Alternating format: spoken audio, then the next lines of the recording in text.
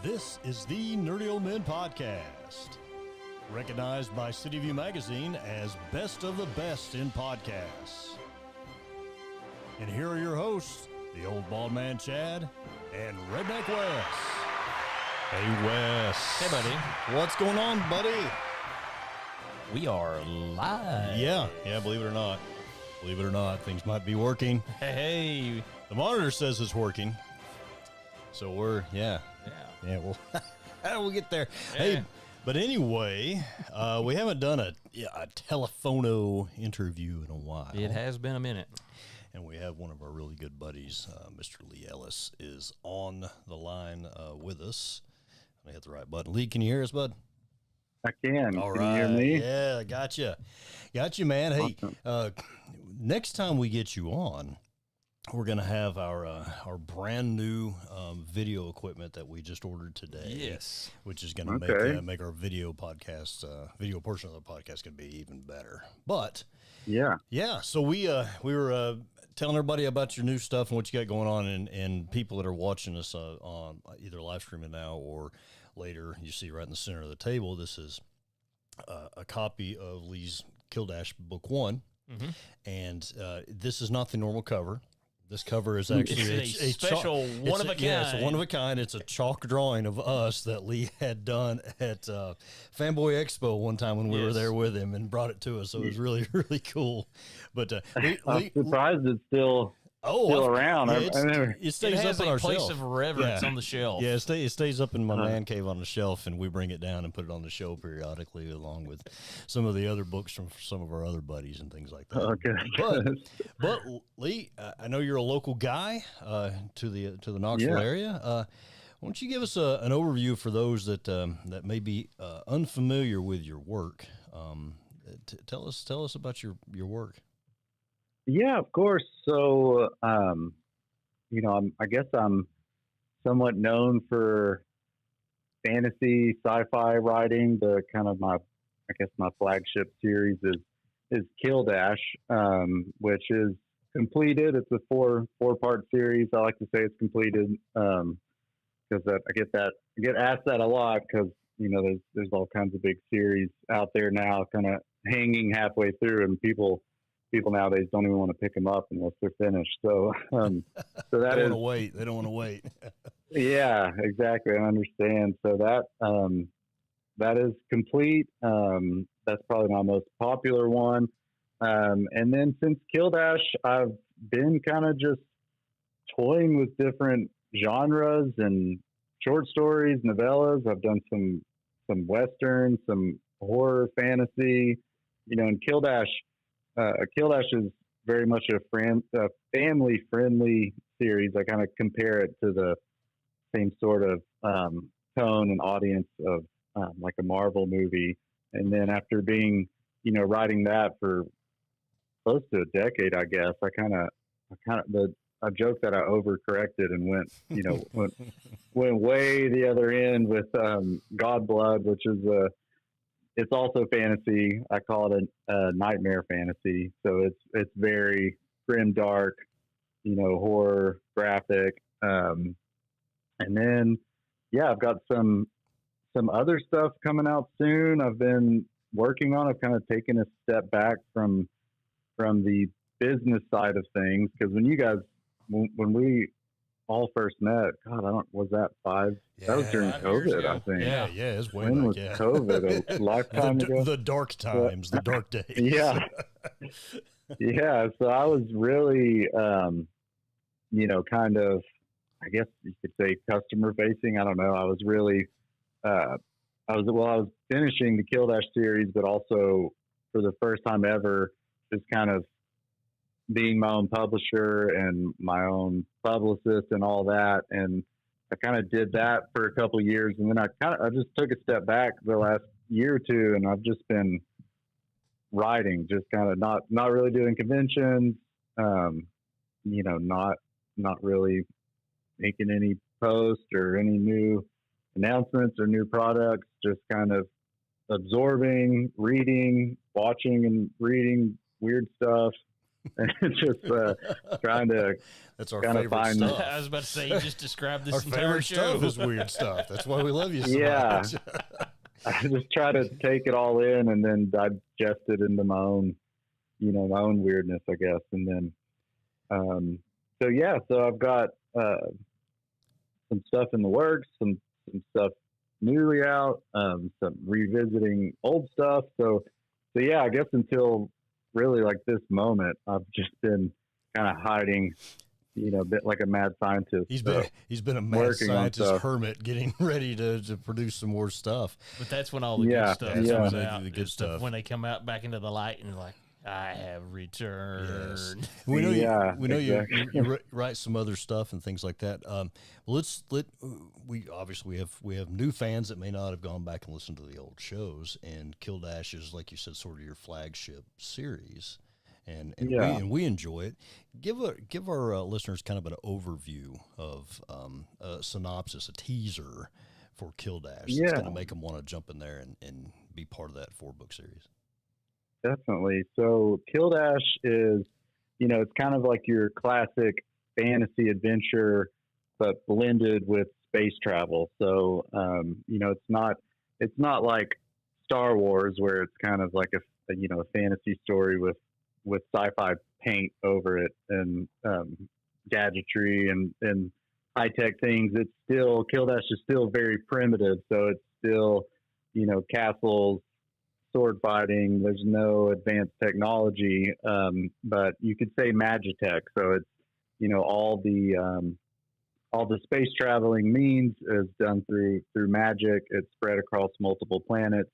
And there's kind of in this world, essentially spellcasting in general has been banned. Pretty much mages are extinct.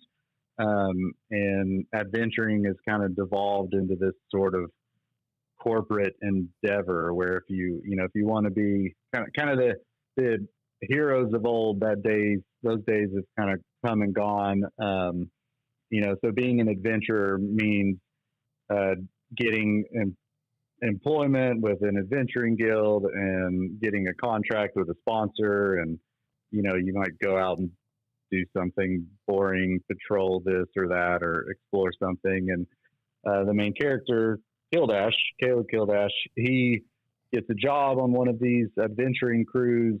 They're hired to kind of find this new uncharted planet. Of course, there's some dungeon crawling involved because I love D&D. Oh, yeah. And he, long story short, sets off a booby trap and gets possessed by not only an ancient wizard, but one of the most powerful wizards that had ever lived, and has been dead for several hundred years. So that kind of sets the stage to where now, in a world where there's really no spell casting, all of a sudden there's this powerful wizard back on the scene. And the first book, it's 4 books. I always say the first book, when it was all said and done, kind of became its own standalone, almost like a prequel, right, that is very much about Caleb. And then the latter 3 are more of their own trilogy that kind of follows the events of the first book, kind of how the whole world or multiple worlds handle this magic and spell casting coming back into the world, and all these old rivalries and things and stuff, and very cool magic and nerdiness all around. Hopefully, the concept of corporate adventuring is pretty neat. I mean, that's that's kind of like, I don't know, that's just a different concept. It reminds me of a way in Thank you. Dark Matter. I don't know if you ever saw that series, but I saw season 1 of it. Oh yeah. I wish they had finished it. It goes to like season 4 and then it just, right. But it's the corporations are what drive everything. Right. Yeah. So and that's really I know you're a D&D fan, but you've got like Spelljammer and some sci-fi, and it's just it's really neat concept, Yeah. Thank you. Yeah, and it's you have to, as a indie author, especially nowadays, and especially with fantasy, where everything is, so oversaturated. I'm just, I found myself just sitting there like, what's the weirdest, most different stuff I could, cram into this, and what are all these different genres I can blend in here? But that's talking about, what was the show you said? Dark Matter. Dark Matter. Yeah. So that's kind of a cyberpunk theme. That's something really prevalent in cyberpunk, is like corporations rule everything. They have their own armies, and so that's very much like a cyberpunky theme I pulled in there. But yeah, like I said, just trying to pull a little bit from everything and give it my own flavor and get it back out. Hopefully it's somewhat unique. And well, I know that it is, because back when we were doing the con circuit and you were doing the con circuit, you sold out of books like midday Saturday or something. I was going to say, I think he did that more than once. Oh yeah, no. I mean, it's like everywhere. He's like, "What are you doing, Lee?" I don't know. I'm trying to get some more books here. Well, I remember that one time. It's not a bad problem. Going in, and I was like, "Hey, Lee, what's going on?" And he's like, I'm waiting on him to get back with my books. I'm like, "Did you forget him?" He goes, "No, I ran out." Yeah.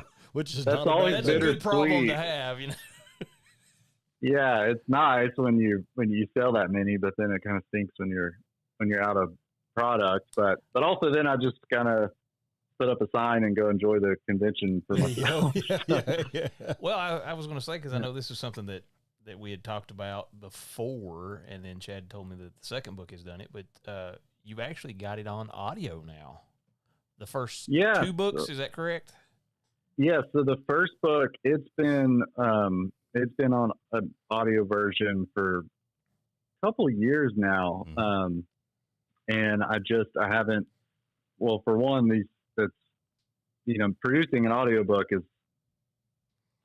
almost as big of an endeavor as making an independent film. That's something I've learned. I mean, you could do it, with like an iPhone in a closet just hiding out or something, but to really bring it to life, it's, you need professional actor and studio time and sound engineer and all the costs that come with that. So I've been kind of holding out on it for a while, but that's one of the biggest questions I get asked is, when's the next audiobook coming out, which I understand because I'm an avid reader and I do a lot of, audiobooks myself. But yeah, so finally I did, get around and took the plunge and did the second audiobook. So that one is now, and I guess this is the official announcement because I haven't made one yet. So that is now Nerdy Old Men podcast exclusive. That is now available pretty much anywhere you can get podcasts. Yeah, there we go. Yeah.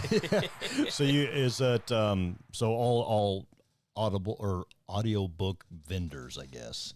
I think is it Audible? Because I think I got book one from Audible. It is on Audible. I was doing the Audible exclusive, right? But I kind of went a different route and changed that with the first one. So I put it on. There's a platform called Findaway Voices, and it pushes it out to everything. So it's Audible, Spotify.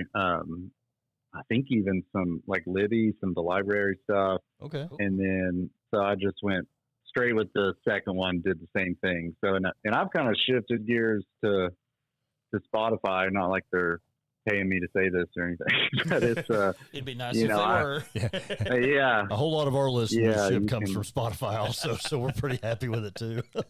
Yeah. It's, the only downside is you have a limited amount of hours. So it's like, you don't have to pay for the book, but your hours are limited. And then Audible's the opposite. You pay for it, but you got unlimited time with it. So there's options for those that want to get your art via audiobook, which is my favorite version anyway. And you got a question for Lee? Yeah. Our buddy Tim Rutger, appreciate you, Tim. He was wanting to know, who's reading the audio version?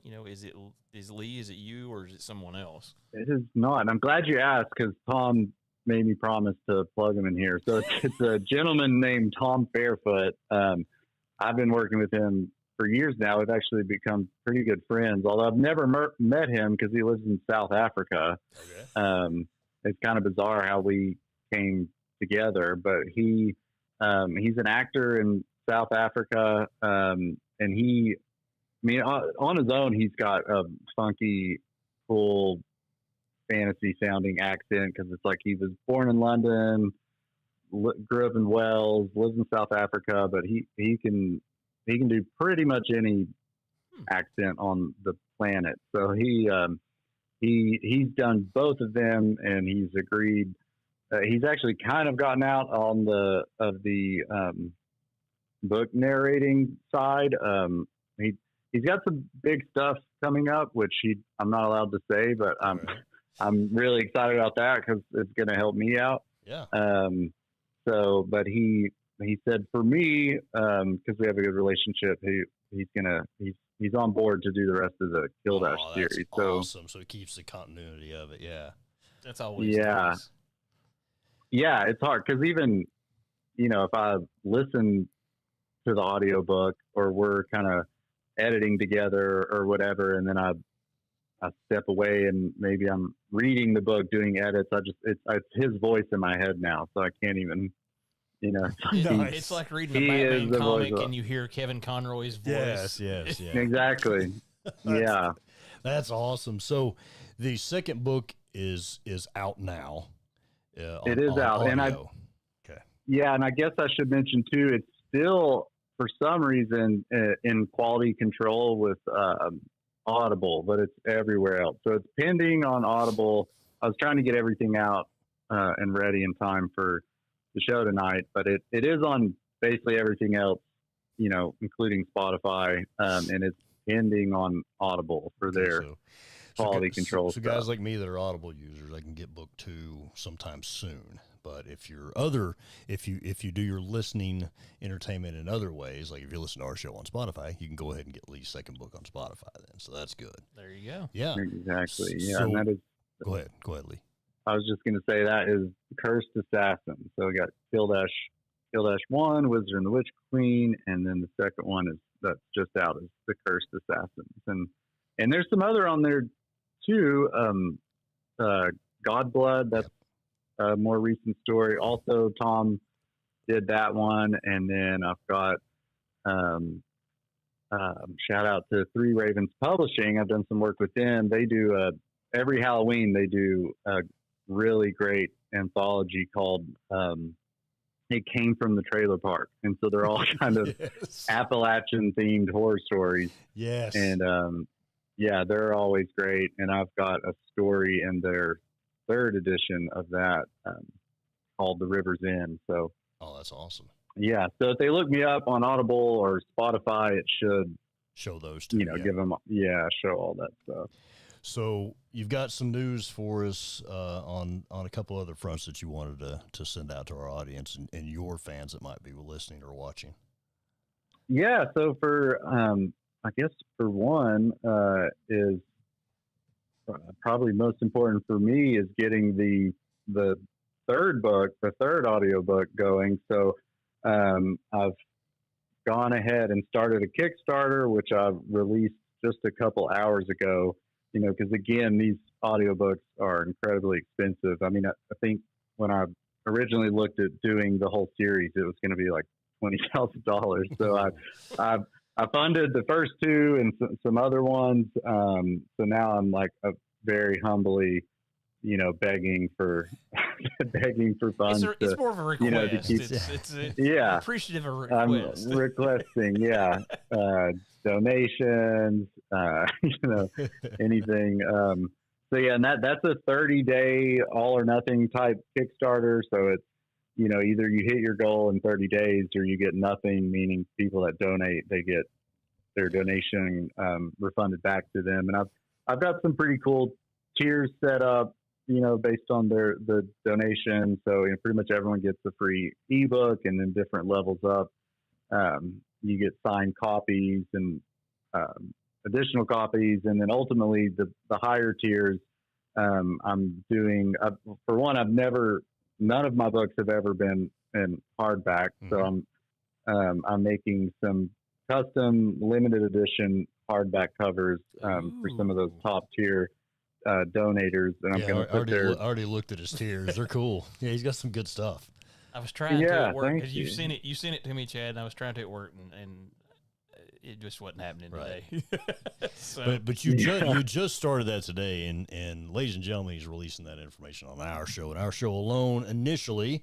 So that's really good. We appreciate that. But and we have had quite a bit of success with and we love our independent artists. Yes, we have had some success with helping folks get some things funded. So we ask you our audience to go, and we'll post the link and everything that we've got. But if you are able to donate and help bring this to fruition, we would greatly appreciate it. I mean, other than Lee being our buddy, his work is fantastic. I love it. I'm a fan as well, and so is Wes.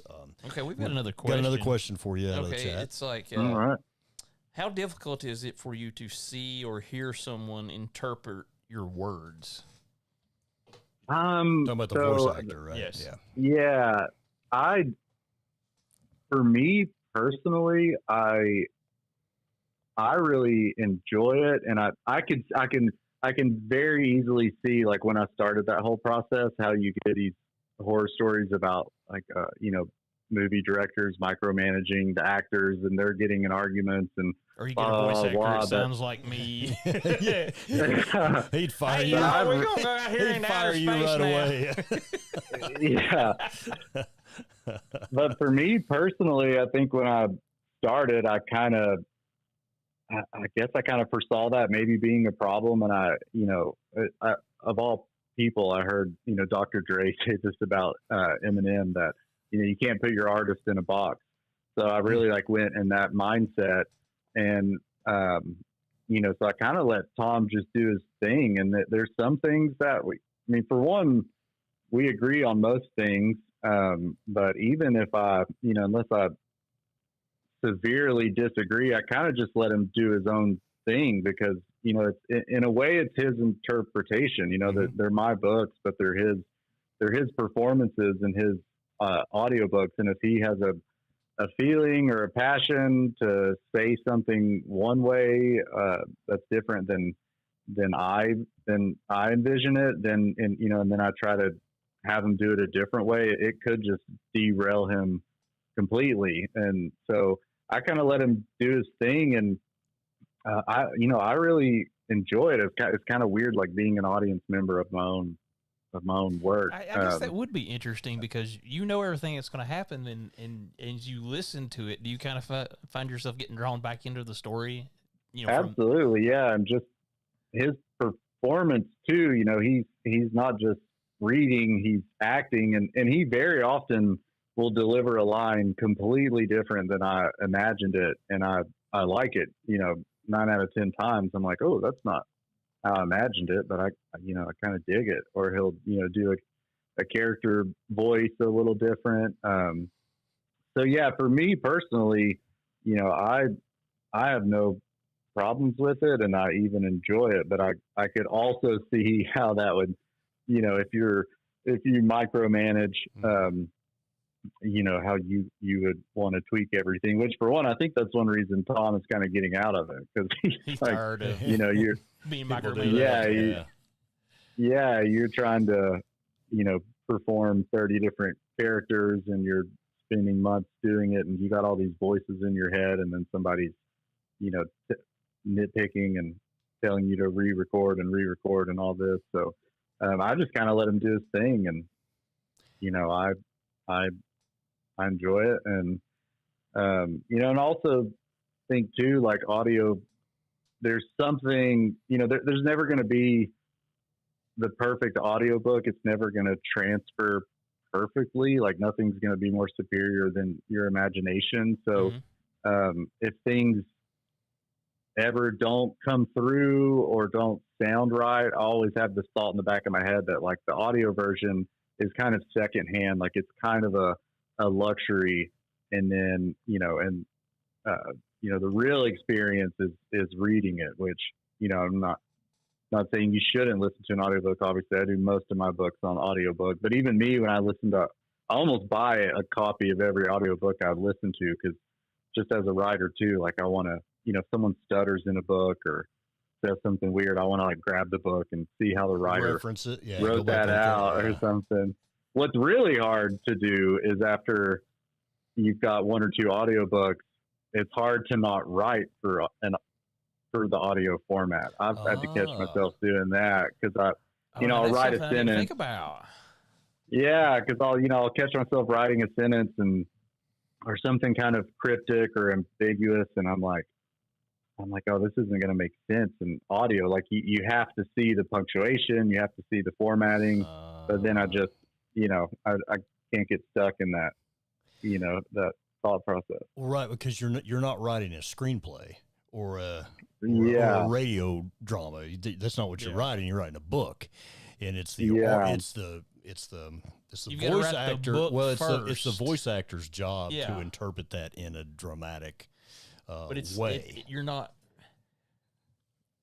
writing towards the audiobook. You're writing the book, and then I hadn't thought about that. Audiobook. That was a good question you asked yourself, Lee, for us. I appreciate that. I'm great at interviewing myself. Yeah, he's interviewing himself. He's had plenty of practice with us, so we're just gonna mute ourselves and just let him talk. But no, that's I hadn't thought about that, but you're right, especially if that's a new thing, and it is a new thing that you're like, okay, this is another way I can reach my audience and expand my art and things like that. And then you're starting to write and you think about that. That's a good point. Yeah. You don't want to do that. It's been a learning experience for sure. Yeah. So you've got some other projects you were talking to us. Is there anything else that you'll let us know that you've got? So we've got 1 and 2 that are on audio now. You got a Kickstarter for 3. 1, 2, 3, and 4 are all available in physical form, right? But you've got some other projects coming down too. Yeah, so I've got the newest one I've released is called The Devil's Up There, and that was my swing at Western. So as I said, I'm kind of just, I guess they say everybody's got a book in them, and Kildash was the book in me. And then it's like after that, you get your book out, and you're like, okay, what now? What do I do now? So now it's like I want to write. I want to visit every world and genre there is. So The Devil's Up There is a Western, but it's kind of a different Western. It takes place in Canada. It's kind of got some horror thriller elements. I don't want to say fantasy. There's some mystical stuff going on that may or may not be mystical. Essentially this little kind of frontier town in Canada. Some kids go missing. They're kidnapped by things that may or may not be human, and then some band of citizens kind of gather up to go find these kids. There's also some classic American cowboys that show up with ulterior motives, and then kind of the joke I've had with all these like little spin-off genres I've been writing. I somehow managed to get a sword fight in every single. Well, of course. So there may be a sword fight in there. There better be a sword fight. I mean, come on. Yeah, cowboys and swords. Hey, they figured out how to work one into Firefly. That was cowboys in outer space. Yeah.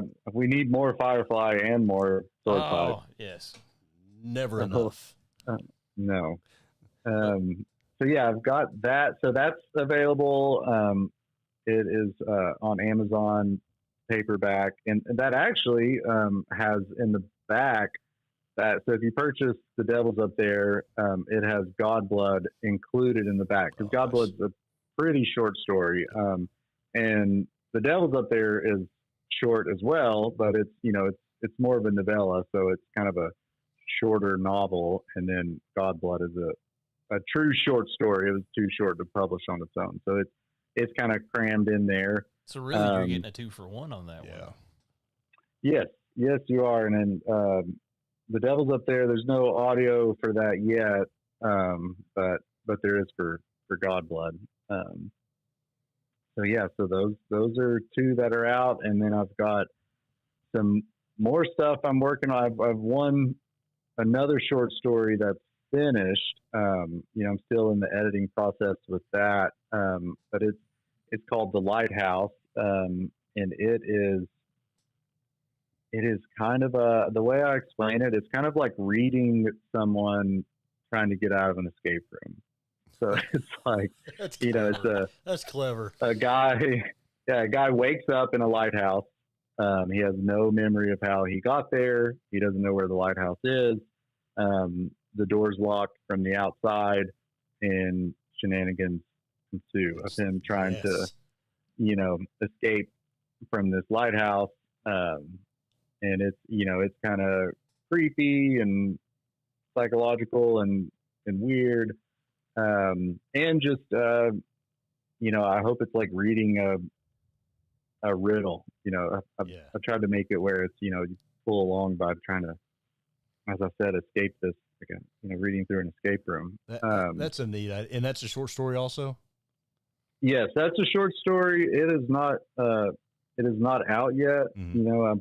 I'm probably, again, it's like Godblood, pretty short, so I may not release it on its own. What I'm considering doing, since I've been working on a lot of novellas and short stories, is probably later this year just releasing them all together and like some kind of one anthology. thing. That's literally what I was about to ask. That's where I was steering him, and you cut me off, Lee. You got my idea. I was like, here we go. We're gonna get him in here and convince him to do an anthology. Dadgummit, he's already thought about it. Yeah, that might be the only way to go. Effort, Chad. Got and you get a little blend of all the genres there. Which I would be very excited for. Is like a group of short stories like that, so that'd be really cool. Yeah, and it would be fun because they're all different. Genres. You got there would be the Western, a grim dark fantasy. You have kind of a horror thriller. Yeah, they all have sword fights in them, and they have sword fight and sword fight and everything. I don't think there's a sword fight in the Lighthouse, but there's definitely some action with a crowbar. Okay, that counts. It is a metal cylinder object that is swung. Yeah. So we're gonna say that's good. So that counts. But K Daddy Jones in the comments section said, "Love the sword fight in Kildash." So there you go. There's a lot of those. There's no shortage of. Yeah. So K Daddy Jones, thanks for your comment. He's a fan, or they're a fan. So that's pretty awesome. That's pretty awesome. Yeah, man, that's cool. So novellas and short stories are kind of your thing right now. I think I've been kind of treading the water, kind of thinking, do I want to dive into, make that commitment to another big epic? And I'm kind of accidentally. I was going to ask that he steered him right into it. Yeah. Is there possibly another epic series in the works, or Well, yes, definitely. The one I'm working on now, which was supposed to be a short story and then was supposed to be a novella, and now I'm just trying to keep it one book. It's kind of blown up into this whole other thing. I'm trying to keep it to one book. Yeah, it's like I don't know. I couldn't hold back. Trying to do all these short stories. Lee's going to whip out this War and Peace size book. Yeah, that's how it's shaping up to be. Nice. This one, again, kind of like Kildash, it's got a little blend of everything. It's and I don't really have a title for it yet. I mean, the working title I would say is called The Confiscator, but it is. So it's kind of a science fiction cyberpunk story where the Roman Empire never fell. Humanity's kind of spreading out across the solar system, and there is at the root of the story and exorcism. So, okay, whoa. You know, hang on a minute. You had me at Roman because I love Roman stuff, and then expanded, and then exorcism. Whoa, okay, this is classic Lee Ellis stuff right here. I love it. All over the place. Okay, does that make it more interesting for you as an author and a writer to take like different genres like that and try to like, I don't want to say mash them together, but figure out a way to make it connect and flow and make sense, as opposed to just picking like one genre? You know, say you're writing a horror story or you're writing a straight fantasy story.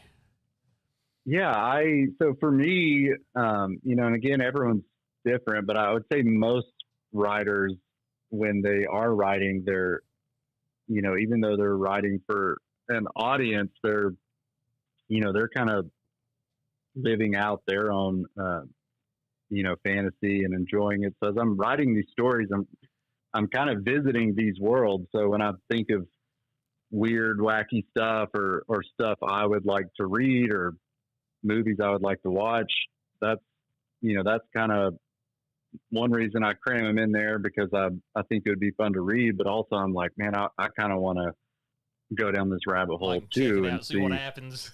Yeah, I kind of want to visit this place and, you know, and see what's going on.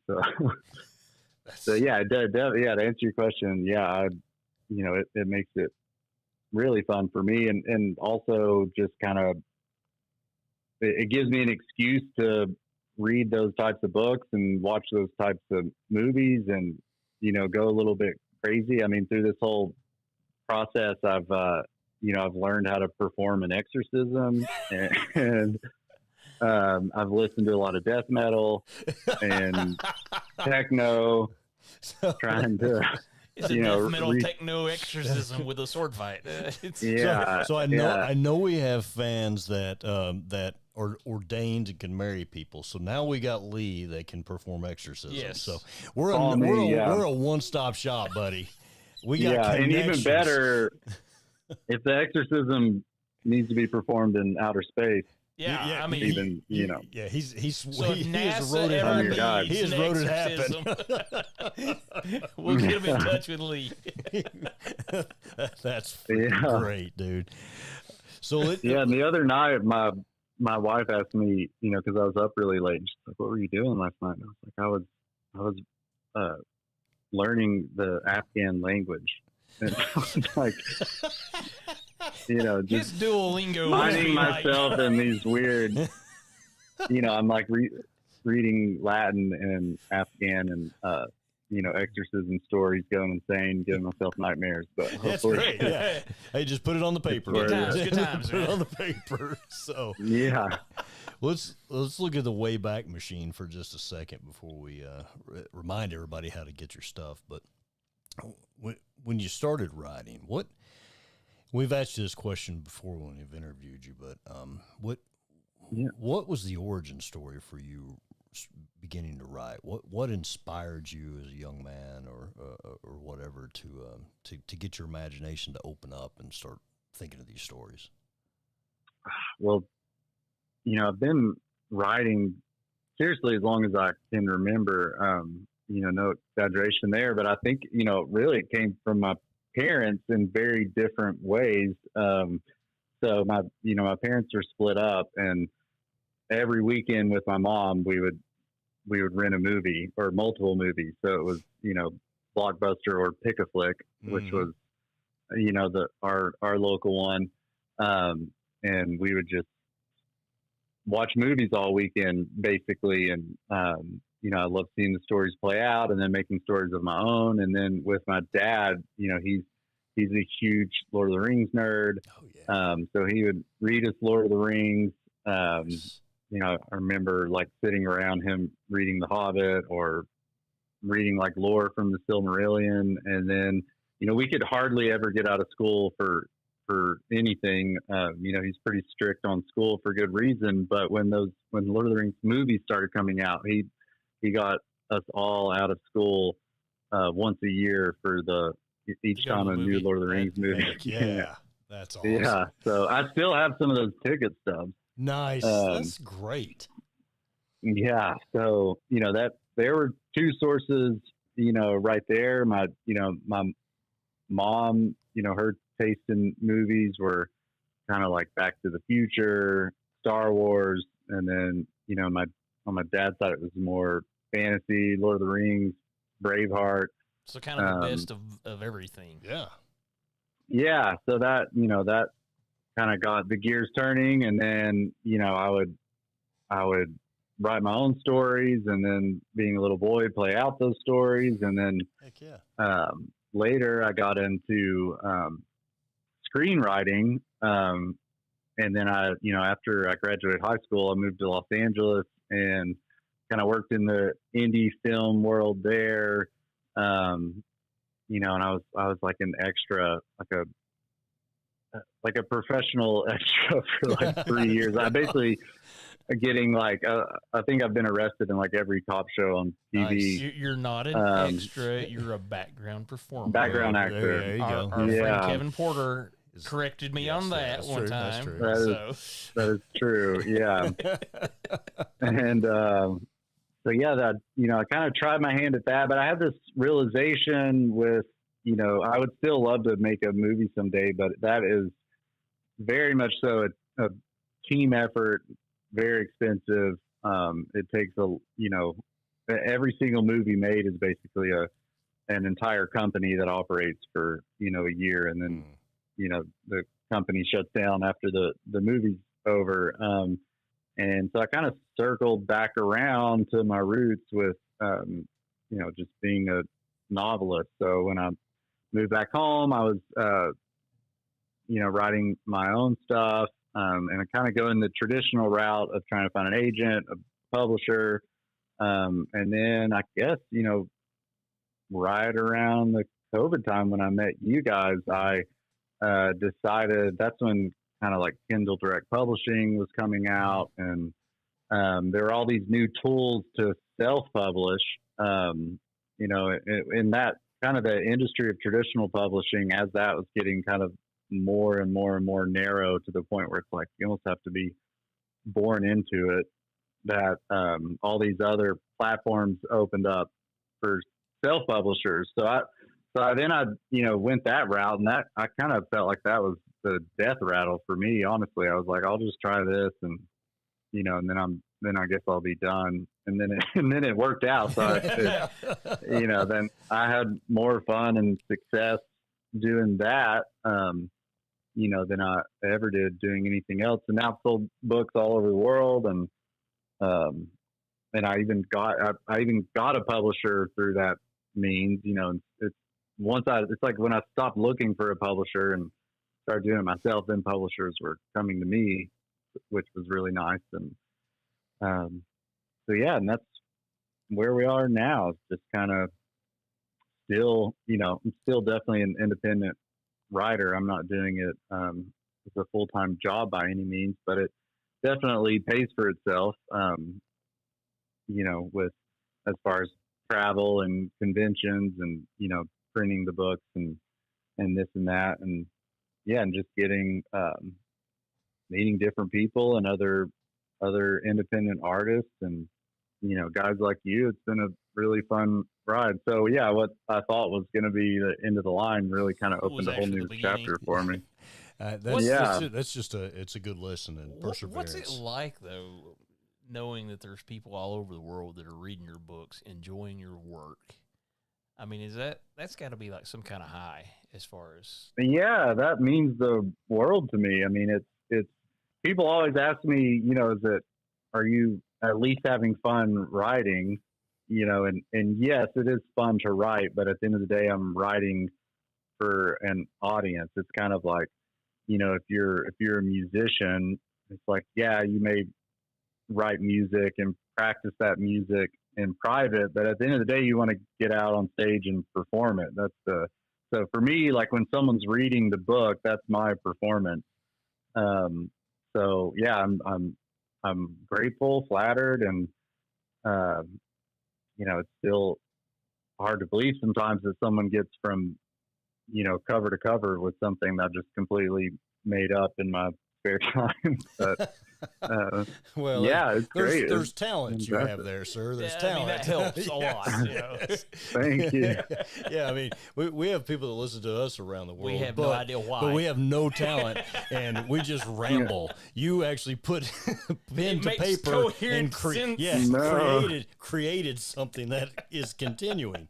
So well, you that's guys are impressive. very entertaining. So we appreciate that. But it's guys like you that have helped us. So we really sing your praises. So when folks, again, if they've not heard of you and this is their first time hearing you on our show, tell them where they can find you, where they can get all the information, the best places to consume your art. Yeah, so I mean, it's really those major platforms. Amazon, I've got an author page there. So if you type in Lee Ellis or Kildash or best thing, type in Lee Ellis Kildash, you can search that on Amazon directly or through Google, and again Spotify. And I am planning to put a website together. I mean, I've kind of have one halfway there, but a more central place to kind of have everything and keep people up to date. But as far as now, it's the best thing is just go through Amazon and find my author page through there, and it'll kind of link you to all the platforms, to ebooks, to paperbacks, to audiobooks. And you've got all that. And you got there's a social media too, I believe, didn't you? Because you posted about our show on there. So yeah, so I've got my social media, which is just Lee Ellis, and then I've got there's a Kildash page as well. And I'm not too active on there, but when I am, it's it's important. I don't so if I may not make a lot of posts, but when I do, it's because I've got something new out. And those that follow us, anytime he has something new, he lets us know about it, and we always put that out there. So also go in and check Kickstarter and search, because I just did it just to verify. You search Kildash, and it will pull up your Kickstarter. I just you do Kildash or the Ronin. Yep. I just posted it in the chat for our YouTube. So if anybody is watching it live or watching it later, you can just click on it. It'll lead you right to it.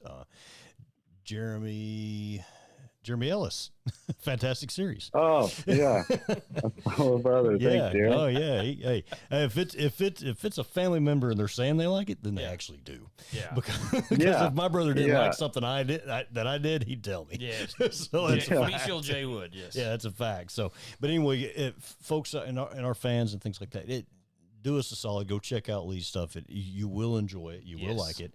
Go on there and check out the Kickstarter, because and I've listened. The voice actor is very good. He's very entertaining. The story itself is entertaining. The voice actor just amplifies it to me, because that's how I like to consume books, is in that way. So I'm telling you, it'd be a good thing. Back the project. There's donation section on the project I saw, and then there's the tiers. So check that out for sure. And leave and anything that goes over, if I hit the goal and it more than pays for the audiobook, or we go over the goal, I'm just going to put that into the fourth and final audiobook. There you go. Yep. Yeah. So because he's about just getting his art out there, and I think that makes the best. Well, of it. I will say this though, he has got some fantastic cover art. Oh yeah, especially the one with us on it. No, I'm just kidding.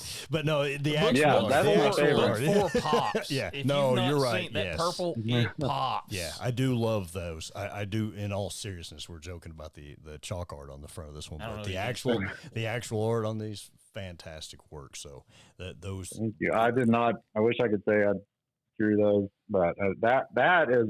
I guess I should give her a shout. Is Rebecca Ira.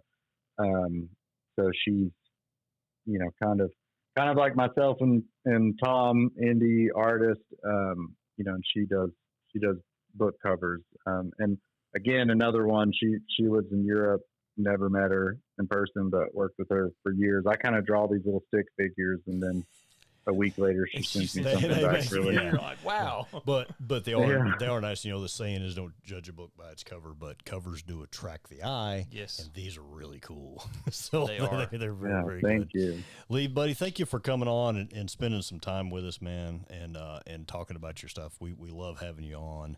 And so if anybody's interested in any of his things, we're going to put all of those links on our social media. And check out the Kickstarter, guys. Yeah, help him out, because this. Yes, please do.